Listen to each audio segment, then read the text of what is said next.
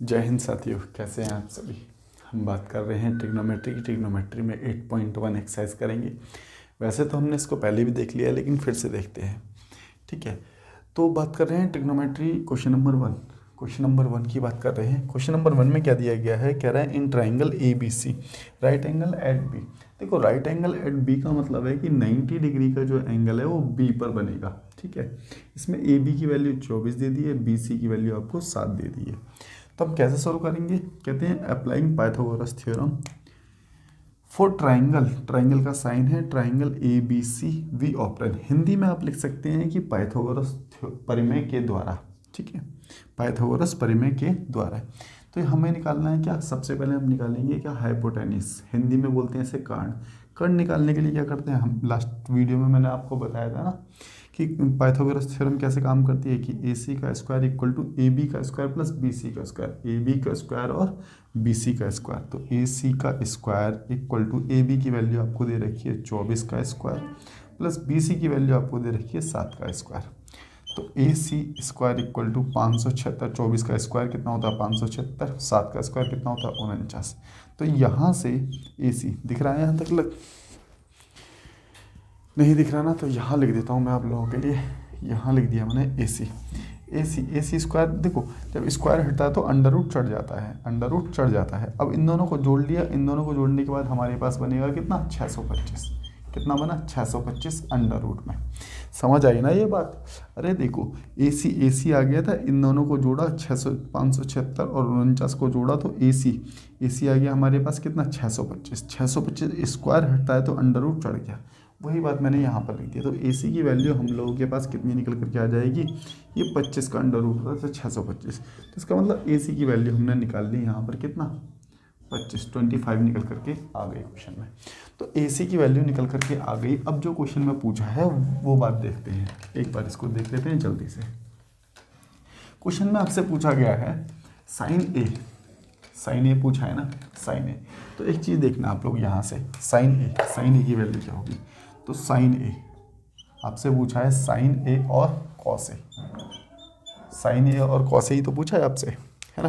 Question में पूछा है साइन ए और कॉस ए की वैल्यू पूछी है, साइन ए और कॉस ए की वैल्यू पूछी है। अब देखो, साइन ए अगर हमें निकालना है क्या, साइन ए क्या होता है, साइन ए होता है, देखो सबसे पहले देखेंगे साइन क्या होता है। साइन होता है हमारे पास क्या, परपेंडिकुलर अपॉन में हाइपोटेन्यूज। तो देखो, साइन ए का मतलब पता है क्या, ए का मतलब ये वाला एंगल, इस वाले एंगल के सामने वाला क्या होगा, परपेंडिकुलर। मैंने आप लोगों को बताया था पिछली क्लास में ही कि जो एंगल हम निकालते हैं, जो एंगल पूछा जाता है, उसके सामने वाला ही परपेंडिकुलर होता है। तो परपेंडिकुलर हमारे पास कितना हो गया, यहाँ पर 7 हमारे पास परपेंडिकुलर हो गया। ठीक है, तो इसका मतलब बी सी। हाइपोटेन्यूज तो हमारे पास यही रहेगी। देखो, लंब और आधार बदलते रहते हैं लेकिन कर्ण कभी नहीं बदलता। हाइपोटेन्यूज कभी नहीं बदलती, बेस और परपेंडिकुलर बदलते रहते हैं। ठीक है ना।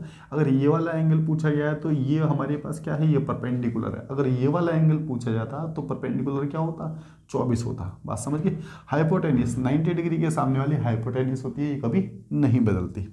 तो बी सी अपॉन में ए सी, तो बी सी की वैल्यू हमें कितनी दे रखी है, बी सी की वैल्यू दे रखी है 7 और ए सी की वैल्यू दे रखी है 25।